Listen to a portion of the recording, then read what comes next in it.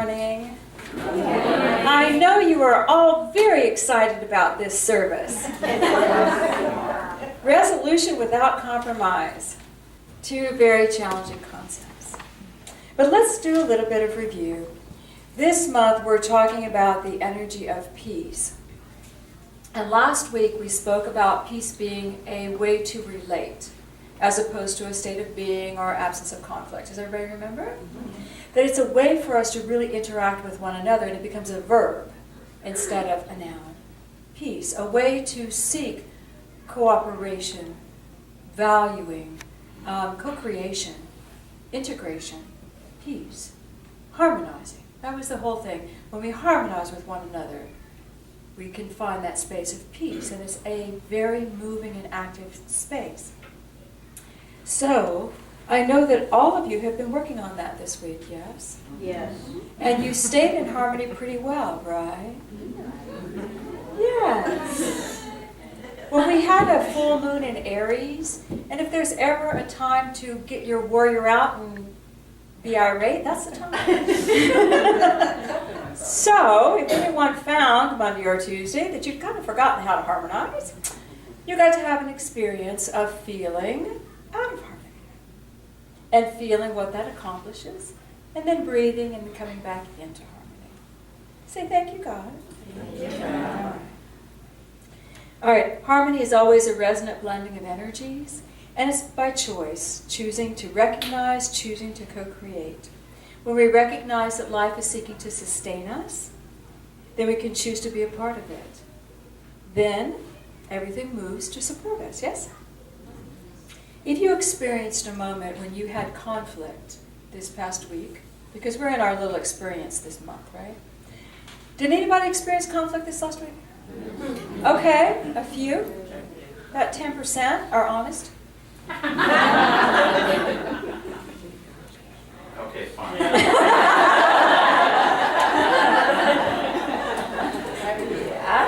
Okay. When we experience conflict, we're experiencing this idea that there's a power outside of self coming up against us to call us into conflict. We did not have anything to do with it. We're minding our own business, and there this power outside of self arose and said, stand before me and put them up. Yeah, anytime that happens, what we're really experiencing is that there's a power inside of us that is in conflict with us. That we are really in conflict with ourselves about something.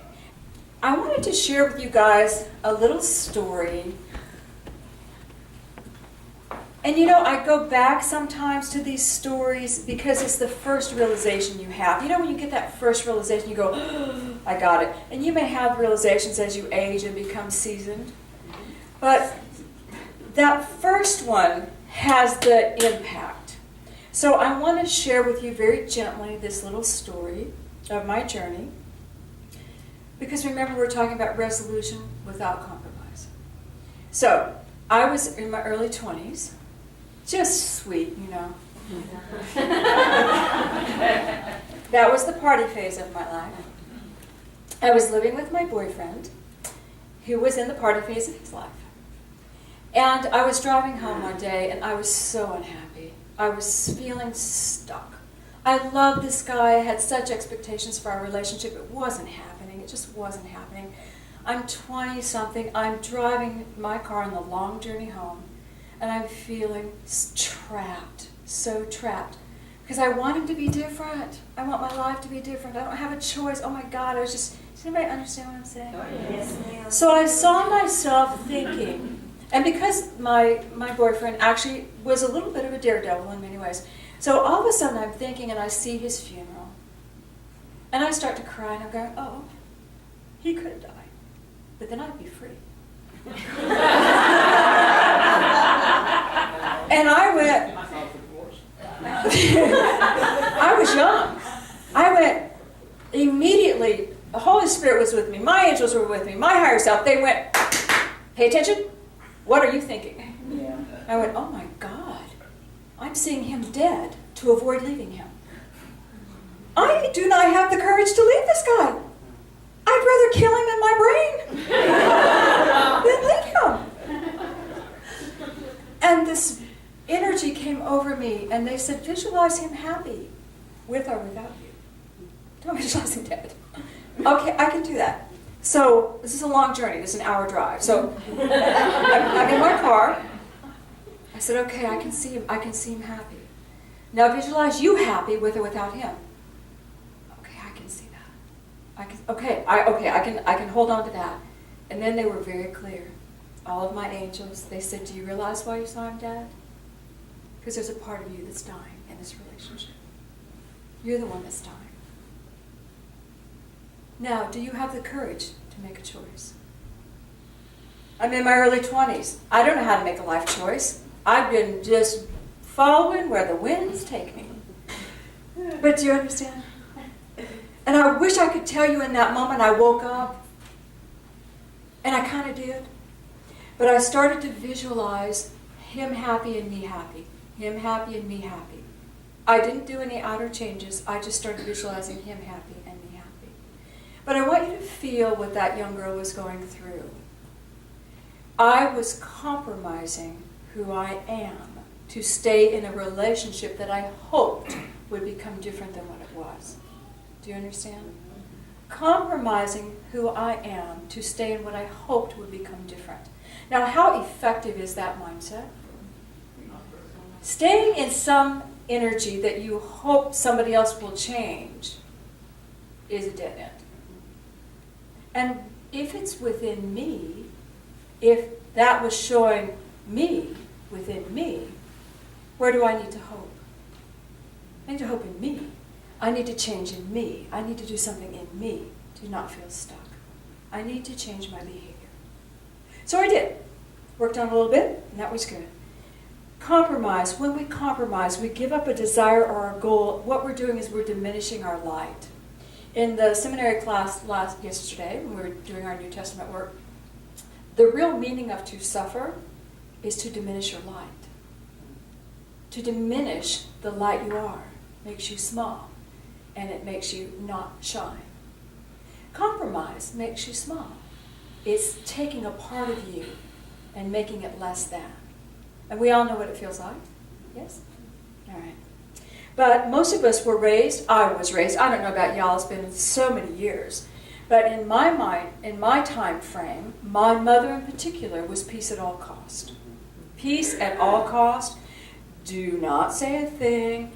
You're not a priority here. Calm this raging beast around you so you can sustain and survive. And that was a good theory back in the day, wasn't it? I don't know if young people are taught that now. No? Okay. Some of us were. And when you do the peace at all costs, what are you skilled extremely at? Compromise. Compromise. That's your greatest asset. I can compromise with the best of them. But when we do that, what are we doing to our lives? When we think about that, we're diminishing and diminishing who we are. All right. So I wanted to share with you a few little things that Jesus said, and I want you to honestly feel what you feel when I read these words. Okay? I don't want peace at all costs. I don't want you being nice. Okay? Praise the Lord. You have heard it said, eye for an eye and tooth for a tooth. But I say unto you that you should not resist evil. Whoever strikes you on your cheek, turn to him the other. If anyone wishes to sue you at the court and take away your shirt, let him have your robe also. Whoever compels you to carry a burden for a mile, go with him too. And whoever asks from you, give. And whatever he wishes to borrow from you, give. Now what comes up within you? Disagreement. Resentment. Resistance. Yes. Resistance. Oh, did anybody go, oh, shh. That sounds like a great plan. I'm all over that. No, we don't do that. Everything within us goes, wait a minute. What about me? What about me? These are the words that we've inherited. They're not necessarily the meaning of all the words, but they're the words we inherited. And within us, we resist. The minute you resist, where's your focus? On what you're resisting. Your focus is now outside of you. It's now on them. What are you doing? diminishing your light. You're diminishing your light. In the Aquarian, Jesus, this is the same Sermon on the Mount. That was Matthew 5. This is the Aquarian 97, Sermon on the Mount. Resistance is the sire of anger. There is no mercy and no reason in a wrathful man. I tell you, it's far better to suffer a loss than go to law or call upon the courts of men to judge right and wrong.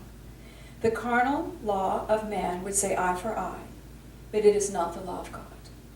The Holy Breath would say, resist not him who would deprive you. He who would take your coat by force is still your brother. And you should gain his heart, not by resistance. Give him your coat, offer him still more, and in time the man will rise above the brute, and you will have saved him from himself. Now, how do you feel about those words? Caution a little bit, though. How many of you are wanting to give your coat away? Some are. Which coat? And there we have the voice of man. All right, God, you want me to compromise? I will compromise. The reality is, the people of the day and time would have known what he was saying. We all know what it means. If a man smite you on the cheek, turn to him the other. We know what that means. It's an idiom. It means resolve your differences quickly.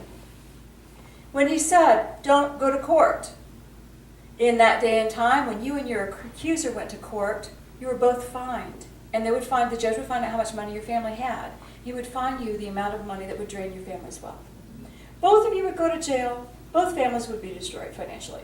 He said, settle your differences outside of the court. The court's not just. That was that day and time. They understood completely what he was talking about. It's a waste of time to battle with our egos. When you battle with your ego, what comes against you? Another ego. Another ego. He was trying to get their focus on spirit. Not only will this help you in the material world, but if you'll start trying to see the value of your brother man, you will walk in the eye and love of God. Let me try to be a little more clear. When someone wants your coat, who manifested that coat? Who creates that coat? And whose consciousness owns that coat? No one can take your coat. The minute you give your coat to someone else, what happens to you? You get a better coat. You get a new coat. Because you own the consciousness of a coat. And when God is source and not man, we flow in this beautiful thing of, this is mine, I own it. I can certainly release it and another will come because I do not deny myself a coat. And the one you gave it to, how long can they wear your coat? As long as they're able to own the coat. They have not owned a coat yet. You're giving them an opportunity to try. Likely that coat will be lost or given to someone else. Do you hear? It's all consciousness. It's all consciousness. What we own in consciousness, we own. No man can take that from us. And the focus on the matter, our payoff is not in the matter. Our payoff is in owning our own consciousness and our own spirits. Is everybody kind of with me? Mm-hmm. So, Patrick, thank you. All right. Sometimes we're afraid to make a choice because we have no courage, which was the young girl. Sometimes we look for something to resist because we're afraid to make a choice. Do you ever know anybody that talks about everything that they don't want to experience? And they pick everybody politically they want to argue about, and they pick everything that's happening in the world that they don't want to participate in. And they love talking about it because they are afraid to make a choice for themselves. So they focus on the outer. Are they compromising? Yes, they're dimming their light. They're dimming their light. All right. Anytime we compromise, we put a part of ourselves away. Okay, back to my little story. So the young girl went back to her little house, and she lived for several months, and kept trying to focus on, do y'all remember my story? Yeah. Kept trying to focus on, just love and love and love, and not a lot changed. Until one morning she was sleeping on the couch after having experienced an evening of party, indulgence of party. You know, remember it was a party? Y'all have been there, right? Yeah. Okay. No. That was my son. So, I woke up and my grandmother came into the room, the house. My grandmother had just died. And her energy was I immediately recognized her, I felt her, and she started to talk to me. She filled me with such acceptance and love. I think she was making the rounds to all the grandkids before she actually went. She filled me with such love. And there I was with my little hangover. And the only message I got from her was, remember your spirit, Cindy. Remember what you love. And I knew what I loved. I loved God with all my heart and soul. I'd already read the Bible several times cover to cover. I still read it during my party years, every night, if I was able. Every night I read my Bible. You know, I still loved God. I still prayed. I still meditated. I still did all my spiritual stuff. But I got sucked into looking for a way to manifest my dreams that was in somebody else's world. And when she just loved me and said that, remember your spirit. It's like, oh my God. My world crashed down around me. I cried, and I got myself to church the next day. I went to a little local church, a Baptist church. It was sweet. It wasn't a month before my life had changed. I said to my boyfriend at the time, I really care about you. I really love you. But I can't live in your world anymore. This is not my world. And I'm so clear it's not my world. I am choosing my world. I need my world. I'm choosing it. And there was nothing he could fight. It's like, I'm not making him bad. I'm not saying you're rotten. I'm not saying what you're doing I disagree with. It's just like, I can't do this anymore. I gotta go. I gotta do my thing. I had to give up all my hopes and expectations of marriage and children and, you know, all of that had to just go by the wayside. You know, I got to go in my world and see what happens there. And I left. And that's what Jesus was showing the people when he was talking to them. God, the way of God is spirit. The way of God is spirit. When you need a coat, you will have a coat. When you desire anything in the way of God, in the way of spirit, you by natural byproduct of loving God and just feeling will harmoniously attract to you what you desire. Do you understand? The world is created to sustain us in life, in thriving, in joy. When we focus on life and thriving in joy, it moves and just hugs us and sustains us. And that's where he was trying to put their focus. And they knew what he was saying. Look to God. These are your brothers. In the Aquarian and in Matthew, he ends his talk. He says, remember, you're children of God, and God makes his sun to rise alike upon the evil and the good. If you do unto others what they do unto you, you're slaves and following in the way of death. But you, as children of the light, must lead the way. Do unto others as you would have them do unto you. When you do good to those who have done good to you, it's no big deal. If you salute your friends and not your foes, you're like other men. Be perfect as your Father in heaven is perfect. And they understood what that meant. Be inclusive. That's the Aramaic background of that phrase. Be inclusive of every man. They are children of God. They have no more power over you. They're not here to tell you what to do. You are here to be your light and not compromise. They are here to be their light and not compromise. Do you see? What would it look like if every single person said, I have a beautiful desire, and someone else says, I have a beautiful desire, and I have a beautiful desire, and nobody's trying to make somebody fulfill their desire. I'm not going, who can fulfill my desire? Noelle, it's you. You are now hired, and you will not be worthy until you do fulfill my desire. Yet is that not how we treat one another? We look for the person who would match our need. Instead of just saying, I have a great dream, I am choosing from my heart, who wants to harmonize with me? And that's our peace and power. When we are in that energy, there is no compromise. I want you to think about difficulties when you are at an impasse with someone and you need resolution. When you are at an impasse, you're fighting. Everybody fights, right? What are you doing? I'm standing my ground. And where am I when I stand my ground? I'm in my will. I'm in my need to have you do something that I need you to do. That's where I am. And then my opponent is in their ground. And they're standing in their need to have me do something they need to do. We've been there a million times. And what is the first thing they do? I will give you this if you give that. And we start the compromising process. Instead of, what do I really want? Wait a minute, let me not look at you, opponent, anymore. Let me go within. Obviously, I'm a conflict within myself, or you wouldn't be standing in front of me.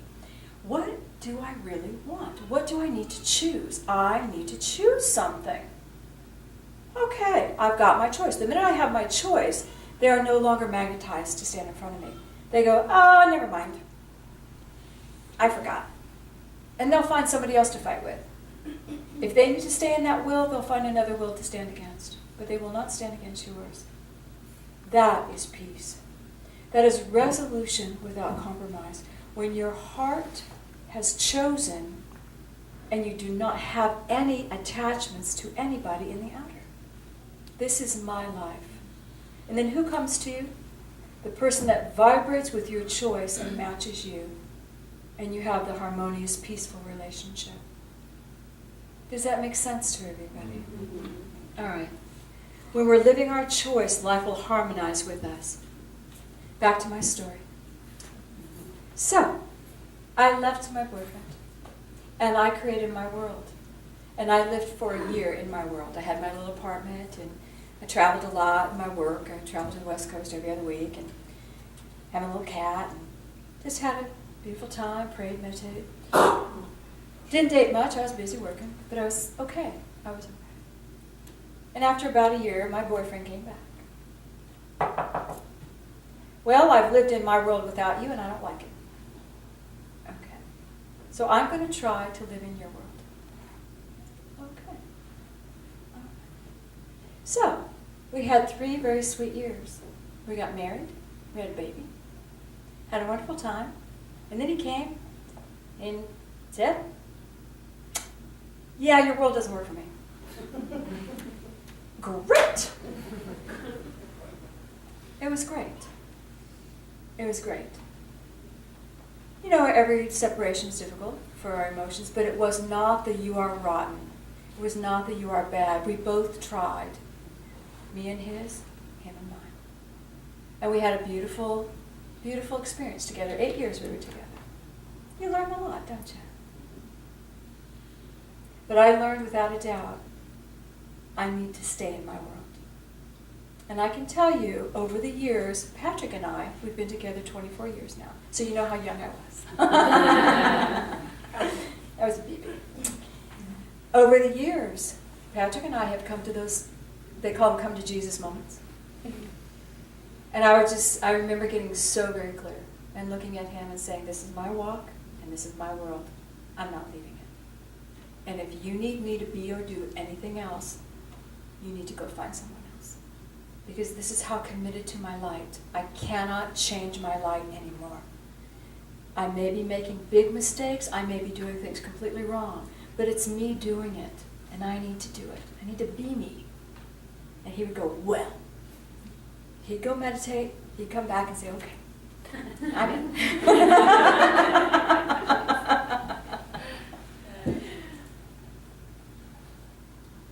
When we know what we want, and you absolutely have the right to change your choice any day of the week.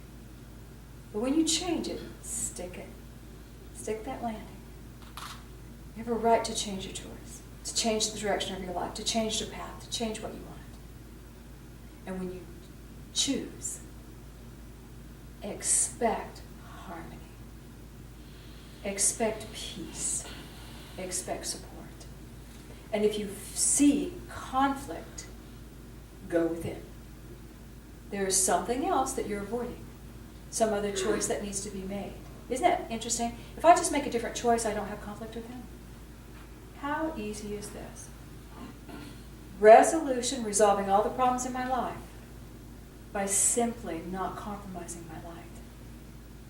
Solving all the issues I have by not compromising my light. And in those moments when you come face to face and you really do not know the answer, there's a higher way. You can simply choose that. I choose the higher way and I don't know where it's taking me. But that's where I'm going. You don't have to have it defined in the outer world. But you have to stick your choice. Does that make sense to everybody? All right, you ready to go with it? All right, let's just take a breath. God, I ask that your infinite love just pour over us all. We are all so sweet. Father, Mother God, let us feel that sweet innocence of our soul and spirit. Your sweet, beloved children.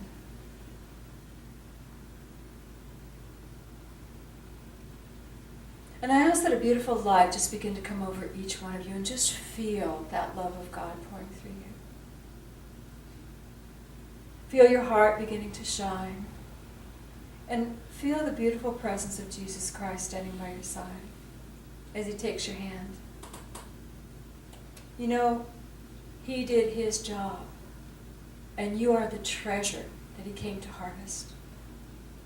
He came to open you so you could shine and so you could be your light. And I want you to feel that beautiful energy of your own unique heart beginning to vibrate. And feel how important you are. And just breathe and feel the beautiful light continuing to bathe your energy field. And just focus on your heart. And just ask to see if there is any conflict within you now about you. Are you conflicted? Are you arguing with yourself about anything? And you can see the actual visual of what you're arguing about. You can just feel the tenseness of the energy. Just be aware.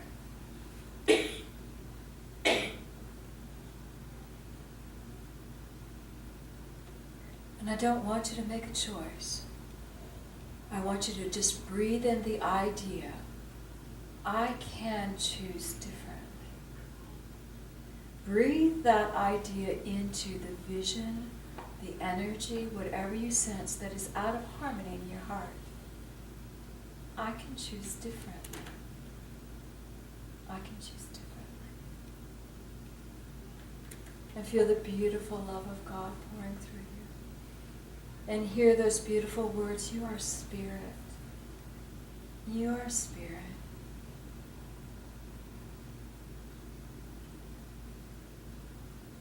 And within your heart, see if you can feel that deep desire to shine. I don't want to resist. I just want to shine. And feel it starting perhaps as a small spark and just growing stronger and brighter. I don't want to fight. I just want to shine. And feel a new vibration just moving from the heart center out. I just want to shine. Just feel it going out into the arc field, feeling all your energy. And feel the hand that you hold of Jesus Christ.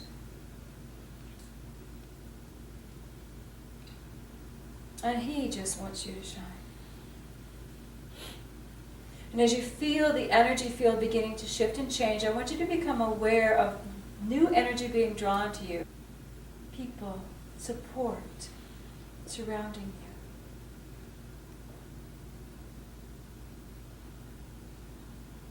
I am calm and unique in the loving heart of God. And I am supported in all I do. I want you to take a breath and feel coming up from the core of your being up through your heart like a beautiful shaft of light just beginning to emerge, and I want you to become aware of all the dreams and desires that have been held within you. Just beautiful rush of dreams and desires and energy, all the potentials that you want to experience. And you don't have to choose anything, just be aware. They are there for you when you are ready. Can you feel them moving up? But for now, feel love, feel light, and know you are the chooser. Feel that beautiful love filling the physical body. Feel your energy field expanded and your world at peace. And God, we love you so much. We thank you for this beautiful planet where we can play, where we can love each other and be. Be the unique child. And we thank you. Take a breath. Send your love into the room. And say with me, I am ready to choose. I am ready to choose. And so it is. Peace is a verb. It is how we choose to relate with one another and God. If you take away anything today, I would ask that you keep in your forefront of your mind, as I choose, the world supports me. As I choose, the energy comes to support me. Does that sound good? Yes. Say, I accept. I accept. Yay, God.